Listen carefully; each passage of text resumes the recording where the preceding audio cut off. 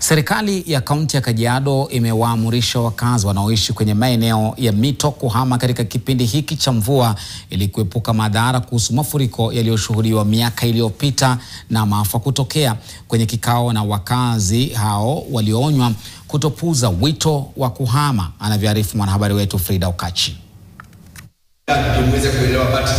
Katika kikao na wananchi, meneja wa manispaa ya kaunti ya Kajiado ametoa tahadhari kwa wakazi wanaoishi kwenye mito kinyume cha sheria. Amewapa watu hao ilani ya kuhama ama kuondolewa kwa nguvu kabla ya mafuriko. Either uongojee tuje tukutoe ama utolewe na maji, kwa sababu hatuwezi kubali wananchi waumie kwa sababu ya mtu mmoja amekuja kujenga mali ambapo pastahili. Aidha, amesema kumekuwa na visa vingi vya unyakuzi wa mali ya umma, hali ambayo imesababisha huduma muhimu kukosa kutekelezwa. Lakini mtu hawezi kuja aamue hakuna haja ya mto na avuke mto na afunge mto. Shughuli ya uithinishaji wa ujenzi wa nyumba hizo ukiwa chini ya manispaa, hali itakayopunguza ujenzi wa nyumba kwenye mito. And when we marry this with the no objection letters that need to originate from the residents association, then it just goes the whole circuit and makes it easy for the residents to be able to align to what the planning is.